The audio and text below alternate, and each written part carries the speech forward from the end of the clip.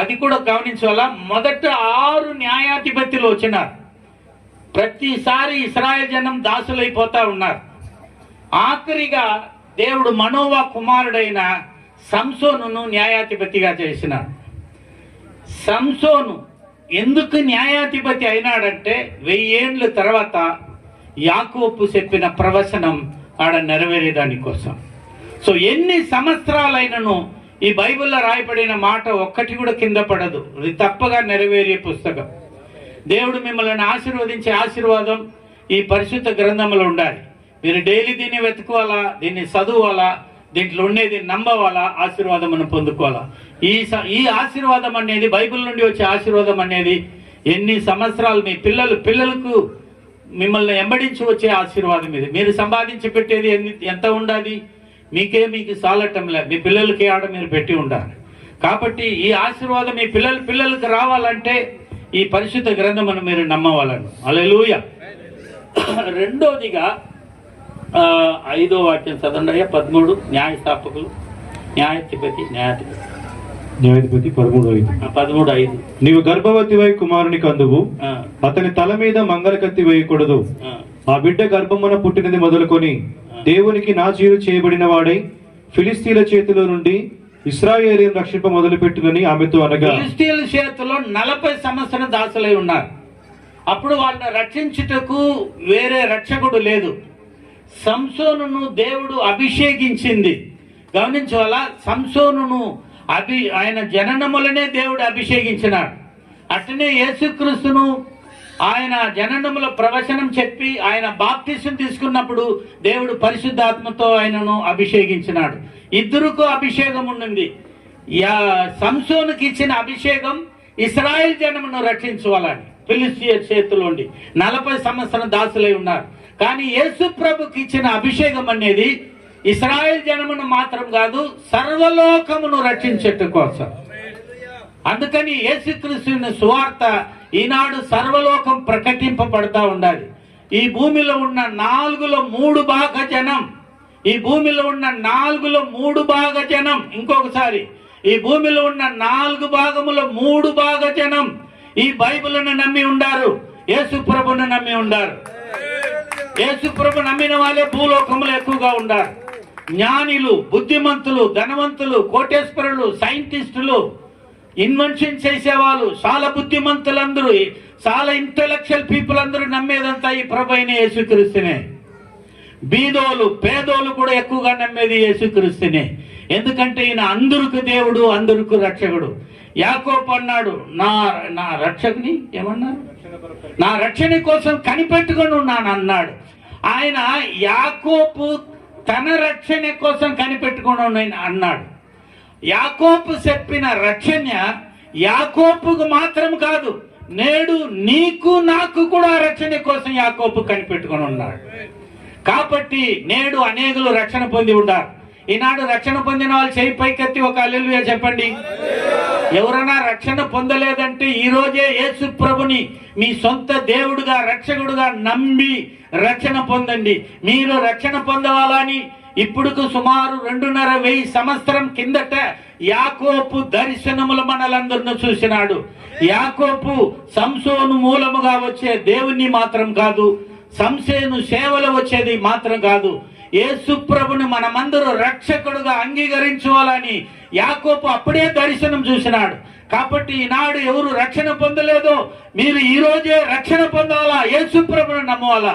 మీ వెండి వద్దు, మీ బంగారు వద్దు, మీరు ఏమి ఆయనకి ఇచ్చేది వద్దు, మీ హృదయం మాత్రం ఆయనకి ఇస్తే చాలు. నేడు ఆ ప్రభు రక్షణను మీరు కలిగి ఆనందపడతారు. రక్షణ ఆనందమును దేవుడు మీకు ఇస్తాడు, రక్షణ వస్త్రమును దేవుడు మీకు ఇస్తాడు, నీతి వస్త్రమును దేవుడు మీకు ఇస్తాడు, రక్షణ పరిశుద్ధము నిత్య జీవమును దేవుడు మీకు ఇస్తాడు. రక్షణం అంటే ఏంటి? మిమ్మల్ని దేంట్లోండి మీరు విడుదల పొందుకగా ఉండారో దాంట్లోండి విడుదల పొందేది రక్షణ. మనం దేంట్లోండి విడుదల పొందగా ఉండాం? నెంబర్ 1 పాపములోండి ఇంకా మనకు విడుదల కాలేదు.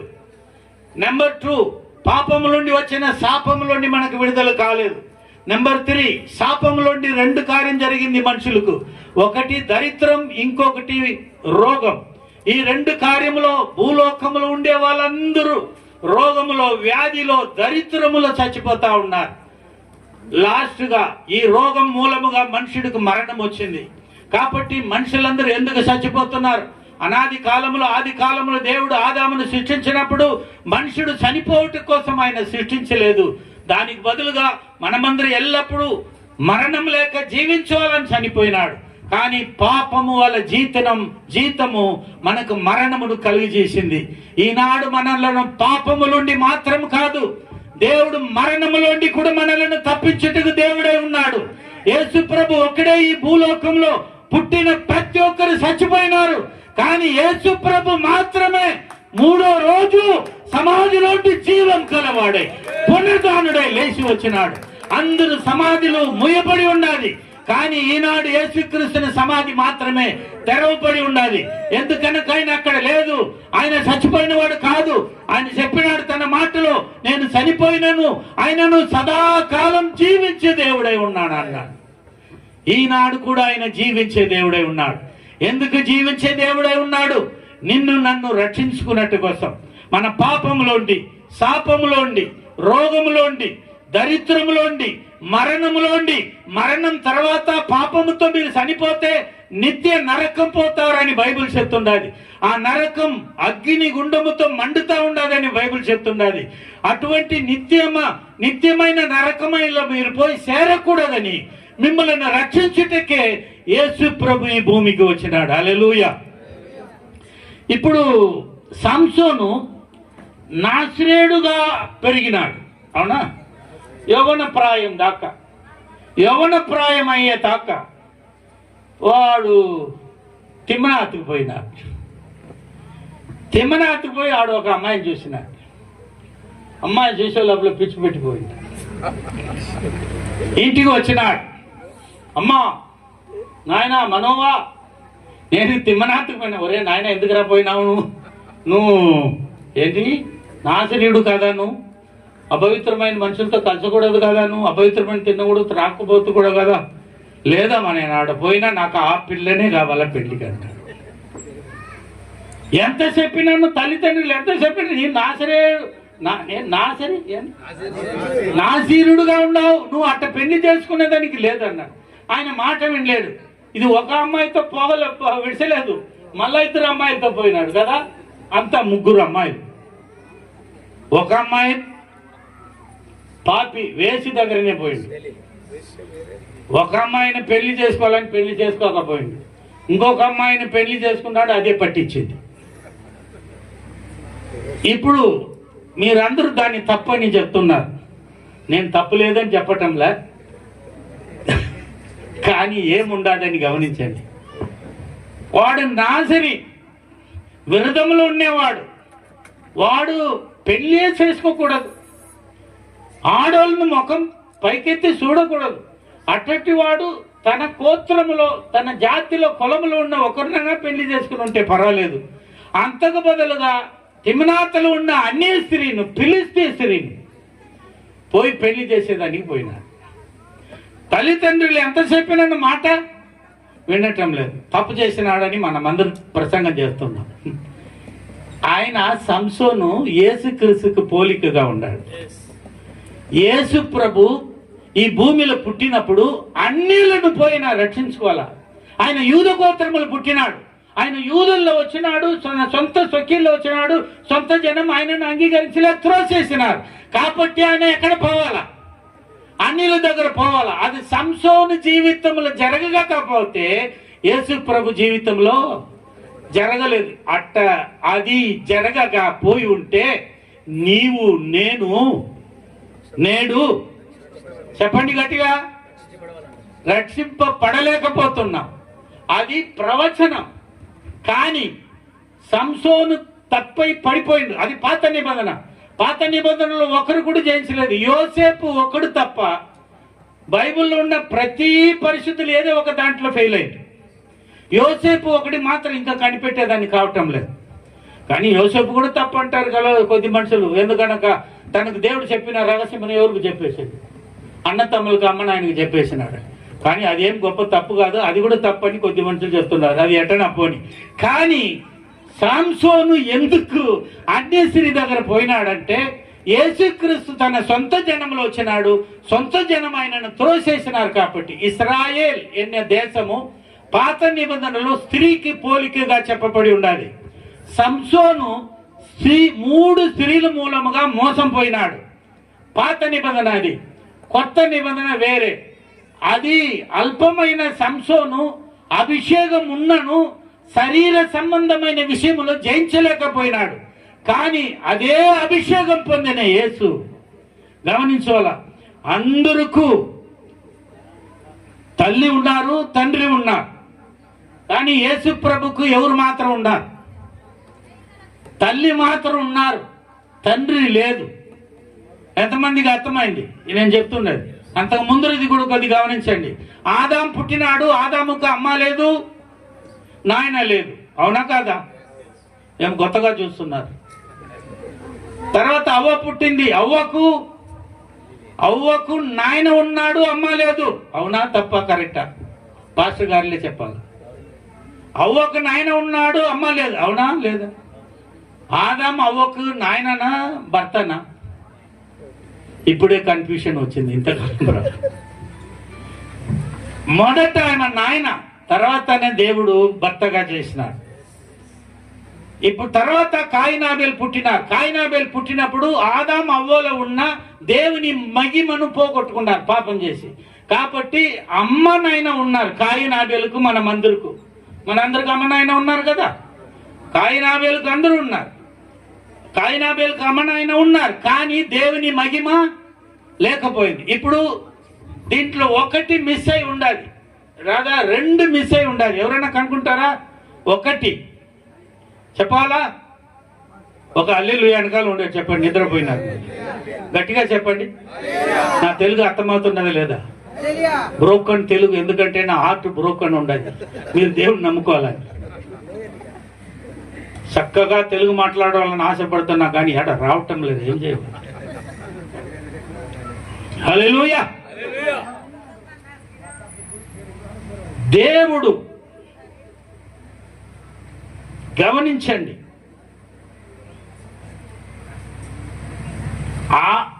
ఆదాం అమ్మ నాయన ఉన్నారు, అవ్వకు నాయన ఉన్నారు, అమ్మ లేదు. కాయినాబేలుకు అమ్మ నాయన ఉన్నారు, దేవుని మహిమ లేదు. ఎన్ని తక్కువ ఉండదు? ఒకటి అమ్మ లేదు, ఇంకొకటి దేవుని మహిమ లేదు. ఇప్పుడు యేసుక్రీస్తు ఈ భూమిలో పుట్టినప్పుడు యేసుక్రీస్తుకి అమ్మ ఉన్నారు, నాయన లేదు. అదే తక్కువ ఉన్నది అక్కడ. తర్వాత దేవుని మహిమ లేదు. యేసుక్రీస్తు దేవుని మహిమ కలవాడే ఈ భూమిలో పుట్టినాడు. యేసుక్రీస్తు జననం లేక, మనుషుడా నువ్వు ఎవరైనా సరి, నీ జననం సంపూర్ణమయ్యేది లేదు. నీకు రక్షణ్య సంపూర్ణం, పరిపూర్ణం, పాప పరిహారం నీకు వేరే ఏ మార్గములో లేదు. ఒకే మార్గం. మనుషుడు జననములో పోగొట్టుకున్న ఆ దానిని యేసు ప్రభు మాత్రమే తిరిగి తెచ్చినాడు. అవునయ్యా? తల్లి లేదు, ఆయన తల్లి వచ్చిండ్రు. ఏ మనుషుడు ఈ భూమికి రావాలంటే మార్గం ఎవరు? ఏ మనుషుడు ఈ భూమికి రావాలంటే మార్గం తల్లి. అవునా కాదా? ఏ మనుషుడు పరలోకం పోవాలంటే యేసు ప్రభు అన్నాడు ఒకే మార్గం. నేను తప్ప ఎవరు నా తండ్రి దగ్గర రానన్నాడు. పైకి పోవాలంటే మార్గం ఎవరు? యేసు. కింద రావాలంటే మార్గం ఎవరు? తల్లి. తల్లిని గణపరచండి. Praise the lord. హల్లెలూయా.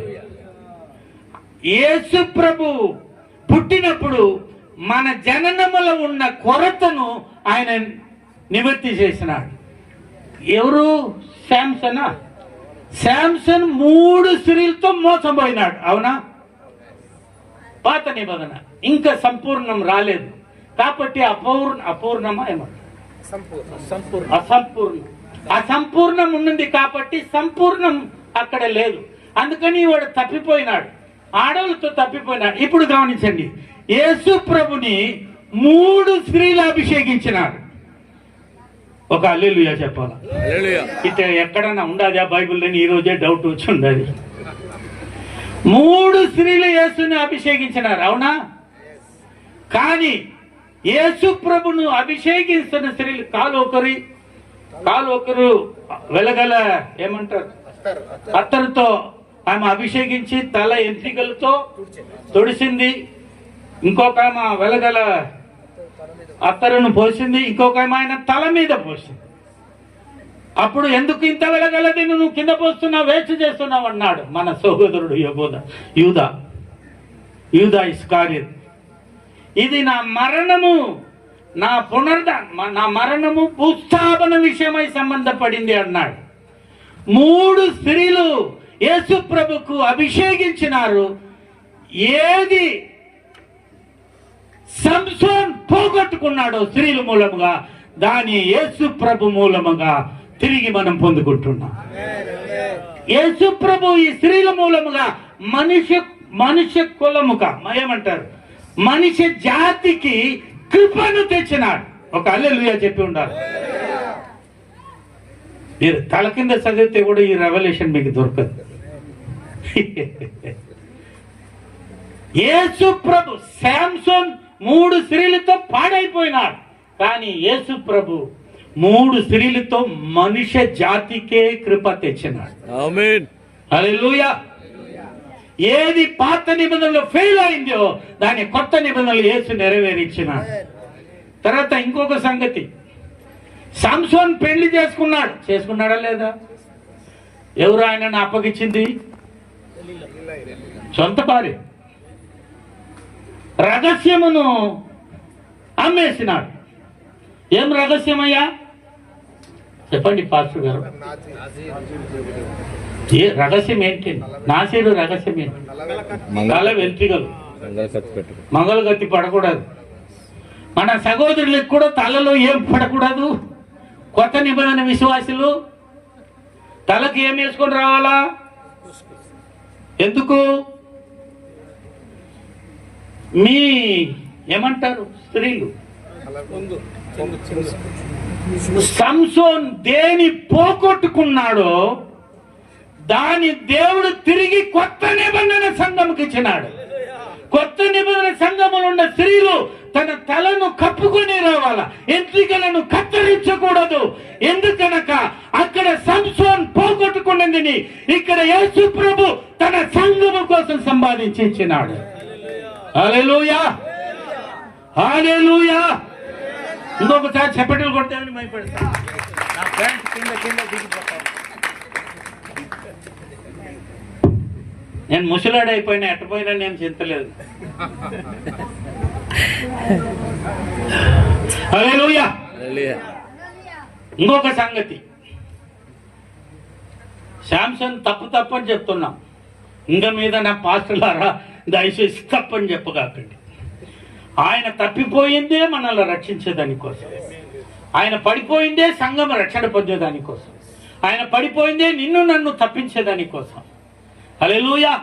ఏ స్త్రీలతో మోసమైందో అదే స్త్రీలను దేవుడు ఎన్నుకొని పరలోకం నుండి దేవుడు భూమికి వచ్చేదానికి స్త్రీ మార్గం చేసినాడు. భూలోకం నుండి పరలోకం పోయేదానికి ఒకే మార్గం యేసు ప్రభు. పైన ఆకాశముల కింద భూమిలో యేసుక్రీస్తు నామము తప్ప వేరే నామములో, గట్టిగా చెప్పాలి అందరూ, వేరే నామములో రక్షణ లేదు. మీరు దీన్ని నమ్మలేకపోతే నరకపోతారండి. ఎవరైనా కాదండి. మీరు దయచేసి మీరు పోకూడదు అనేదానికి ఇంత మీటింగులు జరుగుతున్నదండి. అందుకే దేవుడు నన్ను ఈ రోజు రాత్రి పిలుచుకుని వచ్చాడండి. ఈ తండాలు ఉన్న ప్రియులారా, ప్రతి ఇంటిలారా, సహోదరులారా అందరూ యేసు ప్రభుని ఉచితంగా నమ్మండి. మీ పూర్వపితరులని పోగొట్టుకున్నది యేసు ప్రభు తిరిగి ఇస్తాడు. ఎంత జనం నమ్ముతారు? మన పూర్వపుత్రులందరూ పోగొట్టు. నా పేరు గోవింద్ అంటే ఏంటయ్యా? బైబిల్లో ఉండదు ఆ పేరు. గోవిందం నీతో ప్రసంగం చేస్తుండదు. ఇశ్రాయేల్ కాదు, అబ్రహాం కాదు. హల్లెలూయా. నేను కూడా నా పూర్వపితరులన్నీ పోగొట్టుకున్నదాన్ని తిరిగి పొందుకోలేకపోతున్నా. కానీ ఈ యేసు ప్రభు నా హృదయంకి వచ్చినప్పుడు పోగొట్టుకున్నంతా తిరిగి వచ్చిందండి. ఒక హల్లెలూయా గట్టిగా చెప్పండి. మీకు కూడా వస్తుందండి ఈ రోజు రాత్రి. అందుకే యేసు ప్రభు మీ దగ్గర వచ్చి ఉంటాడండి. ఇంకొక సంగతి మధ్యలో, సంసోన్ పెళ్లి చేసుకున్నాడా లేదా? సంసోన్ జీవితం జరిగినంతా ఎవరి జీవితంలో జరగాల? యేసు ప్రభు జీవితంలో జరగాల. అయితే యేసు ప్రభు పెళ్లి చేసుకున్నాడా? చేసుకోలేదంటే ఏమో తప్పు జరిగిందా? చేసుకోబోతున్నాడా? పెళ్లి ఎందుకు యేసు చేసుకోలేదు?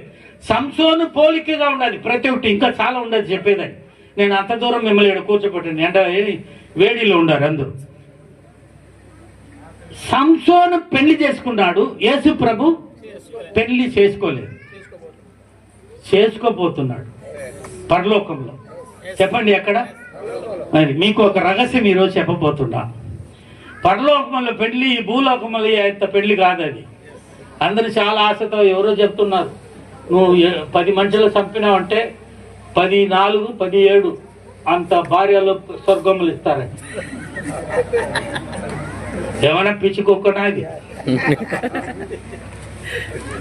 నీ మతం కోసం ఎవరైనా చంపితే ఆడ 4 భార్య 10 భార్య వేస్తాడంట దేవుడు. అట్ట మా గ్రంథంలో చెప్పలేదు నాయన. ఈ బైబిల్ పరిశుద్ధమైన పుస్తకం. ఎవరిని చంపకూడదు, కూని చేయకూడదు, అబద్ధం చెప్పకూడదు, దొంగతనం చేయకూడదు, మోసం చేయకూడదు, అన్యాయం అబద్ధం ఏం మోసం చేయకూడదు చెప్పి ఉండాలి. నిన్ను వాళ్ళు నీ పొరుగు వారిని ప్రేమించమని అన్నాడు. అటువంటి ప్రేమ గల దేవుడు. యేసు ప్రభు సంసోను పెళ్లి చేసుకున్నాడే, యేసు ప్రభు ఎందుకు పెళ్లి చేసుకోలేదు అంటే, యేసు ప్రభు సంసోను తల్లి తండ్రికి పుట్టినాడు. అవునా? అవునా కదా? యేసు ప్రభు తల్లి తండ్రికి పుట్టలేదు. ఎందుకు ఆయన తల్లి తండ్రికి పుట్టలేదంటే, ఆయన దేవుడు. దేవుడు ఆదియు అంతము లేనివాడు, అల్ఫా ఒమేగా వాయి ఉన్నవాడు. ఆయనకు ప్రారంభము లేదు, అంతము లేదు. ఆయనకు జననము లేదు, మరణము లేదు. అటువంటి దేవుడు నీ కోసం నా కోసం ఒక స్త్రీ గర్భములో ఆయన వచ్చినాడు. ఎందుకు వచ్చినాడంటే, మనుషులైన మనమందరూ మనల్ని రక్షించుటకు రక్షకుడు లేకపోయినాడు. సంసోను జీవితంలో ఇశ్రాయేల్ జనమును ఫిలిష్తీయుల చేతిలోండి 40 సంవత్సరం దాసులై ఉన్న వాళ్ళు రక్షించేదానికి అభిషేకించినాడు. యేసు ప్రభును దేవుడు అభిషేకించింది సర్వలోకమును రక్షించేదట కోసం, ఈ తండాలో ఉండే ప్రతి ఇంటిని రక్షించేట కోసం, ఈ ఆంధ్ర తెలంగాణలో ఉండే ఇండియాలో ఉండే ప్రతి ఒక్కరిని రక్షించేట కోసం ఆయనకి ఇచ్చిన అభిషేకం. ఇప్పుడు గమనించండి, మనుషుడుగా ఉండవాలంటే తల్లి ఉండవాలా, తండ్రి ఉండవాలా? యేసు ప్రభుకు తండ్రి లేదు. ఎందుకనక ఆయన మనుష్య రక్తములో, మనుష్య బీజములోండి పుట్టినవాడు కాదు. ఆయన దేవుని ఆత్మ. మరియమ్మ దగ్గర దేవదూతలు అన్నారమ్మా, నువ్వు గర్భవతి కుమారుడు అంటే, అయ్యో నేను పురుషుని ఎరగని అన్నది. పురుషుని ఎరగనే నాకు ఇది ఎట్ట అవుతుంది? పవిత్ర ఆత్మ నీ మీద ఏమంటారయ్యా? నీడ కప్పుకుంటుందా? పరిశుద్ధాత్మ నీ మీద కప్పుకుంటుంది. అప్పుడు నువ్వు పరిశుద్ధాత్మ మూలముగా, మనిషి చిత్తము మనిషి విత్తనముతో కాదు, పరిశుద్ధ ఆత్మతో ఆయన గర్భం పడింది. ఎందుకంటే ఆయన దేవుడు, ఆయనకు ప్రారంభం లేదు, అంతం లేదు. కానీ మనుషుడు భూమికి రావాలంటే ఒకే మార్గం, ఎవరు?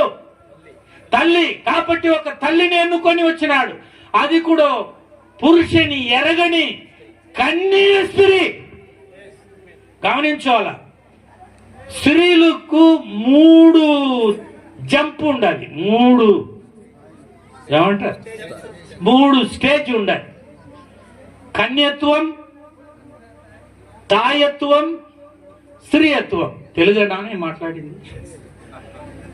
ఏ భాష మాట్లాడదా నాకు తెలియదు.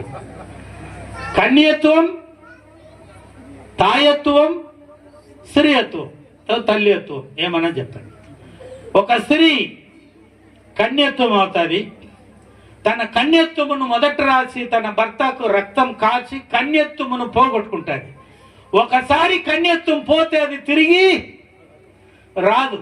తర్వాత ఏమవుతుంది? అదే స్త్రీ తల్లి అవుతుంది, పిల్లలకంటారు. ఎంతకాలం దాకా? అది కూడా సర్టన్ ఏజ్ దాకా. తర్వాత తల్లిత్వం కూడా పోగొట్టుకుంటారు. తల్లిత్వం అంటే ఏంటి? ఇంకా పిల్లలు కంటేదానికి కాదు, స్త్రీలకు కలిగిన అదేమంటారు, అది నిలబడిపోయిన తర్వాత వాళ్ళకి ఇంకా పిల్లలు కాదు. తల్లిత్వం పోగొట్టుకున్న తర్వాత ఎక్కడ పోతారు? స్త్రీయత్వం అవుతారు. 3 స్టేజ్కి స్త్రీలు మారుతారు. పురుషులు అట్ట మారేది లేదు. పురుషులది ఒకటే, ఏ నుండి బి దాకా, ఏ నుండి జెడ్ దాకా ఒకే లెవెల్లో ఉంటారు. 100 వయసులో పెళ్లి అవుతే కూడా పిల్లలు పుడతారు వాళ్ళు. హల్లెలూయా. స్త్రీలు కట్ట కాదు. గమనించాల. దేవుడు ఎందుకు దేవుడు యేసు ప్రభు మనిషి శరీర విత్తనముతో పుట్టలేదు, తండ్రి విత్తనముతో పుట్టలేదు. ఎందుకనక ఆయన దేవుడు. ఆయన తండ్రికి పుట్టితే ఆయన దేవుడుగా ఉండేదని కాదు. భూమికి రావాలంటే తల్లి మార్గం కాబట్టి తల్లి ఎన్నుకున్నాడు. అందుకని తల్లి గర్భములో వచ్చినాడు, మనిషి సిద్ధం లేక పుట్టినాడు. ఆయన ఒకే సమయములో పూరణ మనుషుడుగాను అదే సమయములో పూరణ దేవుడుగాను తనను ప్రత్యక్షంగా చూపించినాడు. గమనించాల. ఆయన ఏ మనుషుడు పుట్టవాలంటే తల్లి తండ్రులు కావాలా, కానీ యేసు ప్రభుకు తల్లి మాత్రం ఉన్నారు, తండ్రి లేదు. ఆయన పూరణ మనుషుడిగా పుట్టినాడు, పూరణ దేవుడుగా తనను కనిపెట్టినాడు. హల్లెలూయా. తర్వాత ఆయన పుట్టినప్పుడు బాప్టిజం తీసుకున్నాడు. పాపిలకే బాప్టిజం, దేవుడికి బాప్టిజం అవసరం లేదు. ఎందుకనక ఆయనలో ఏమీ పాపం లేదు. ఆయనను యేసు ప్రభు అన్నాడు, దేవుని నీతిని నెరవేర్చుటకు మీకు మాదిరిగా నేను కూడా బాప్టిజం తీసుకున్నానని. మీరు కూడా ప్రభు నమ్ముకొని బాప్టిజం తీసుకున్నట్టుగా ఆయన బాప్టిజం తీసుకున్నాడు. అందరూ బాప్టిజం తీసుకున్నప్పుడు ఏమీ జరగలేదు. కానీ యేసు ప్రభు బాప్టిజం తీసుకున్నప్పుడు ఆకాశం పరలోకం తెరవబడింది. పరలోకం నుండి దేవుని స్వరం వినపడింది. ఏమన్నింది? ఇదిగో నా ప్రియ కుమారుడు, ఈయనలో నేను ఆనందిస్తున్నానన్నింది. ఏ పురుషుడు బాప్టిజం ఇచ్చిన వాళ్ళకు ఎవరు కూడా అటువంటి శబ్దం రాలేదు. ఎందుకనక ఆయన మనుషుడిగా బాప్టిజం తీసుకున్నాడు. సర్వశక్తి దేవుడుగా పరలోకం ఆయన కోసం తెరవబడింది. హల్లెలూయా. పరలోకం తెరవబడిన నేను సుమారు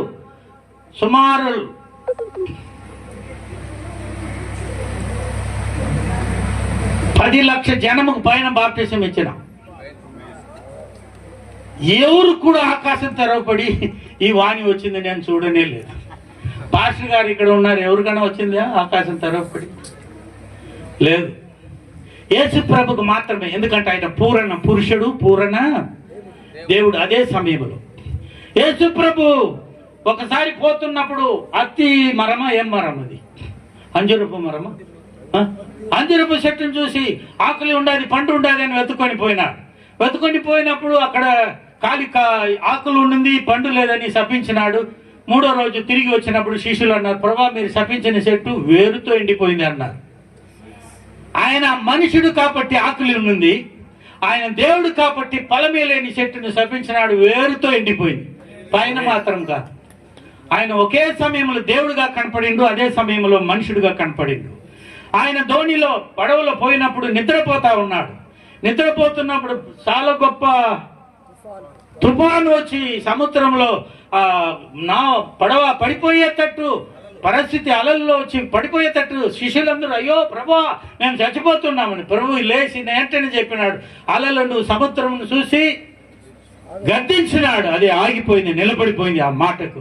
శిష్యులు ఆయన చూసి ఈయన ఎటువంటి వారు, గాలి తుఫానును ఈయనకు విధేయత అవుతుంది. అది గాలి తుఫానును సృష్టించిన దేవుడు యేసు ప్రభు. హల్లెలూయా. అందుకే ఆయన మాటకు అది విధేయత అయింది. ఆయన మనుషుడు కాబట్టి నిద్రపోయినాడు, ఆయన దేవుడు కాబట్టి గాలి సముద్రమును నిశ్శబ్దముగా ఉండేటట్టు చేసినాడు. ఆయన ఒకే సమయంలో దేవుడుగా ఉన్నాడు, అదే సమయంలో పూర్ణ మనుషుడుగా కూడా కనపడినాడు. ఈ భూమికి వచ్చిన ఒకే సంపూర్ణ పాపం లేని మనుషుడు యేసు మాత్రమే. పాపం లేని దేవుడు యేసు మాత్రమే, వేరే ఎవరు లేదు. అంతకంటే గట్టిగా కావాలి. హల్లెలూయా. Praise the lord. ఇప్పుడు యేసు ప్రభు ఎందుకు పెళ్లి చేసుకోలేదు? పరలోకముకు భూలోకముకు ఒకే ఒక వ్యత్యాసం ఉండాలి. పాస్టర్ గారు అందరికీ తెలుసు అనుకుంటా, తెలియలేకపోతే ఈరోజు తెలుసుకుంటారు. ఒకే ఒక వ్యత్యాసం ఎవరికైనా జ్ఞాపకం వస్తుంది చూడండి. పరలోకంలో పెళ్లి లేదు, పిల్లలు కనేది లేదు. దేవుడు పరలోకములో దేవదూతలందరూ పడిపోయిన తర్వాత అక్కడ ఖాళీ అయిన స్థలమును నింపుటకు ఈ భూమిని సృష్టి చేసి ఈ భూమిలో మంటిలోని మనుషులైన మనల్ని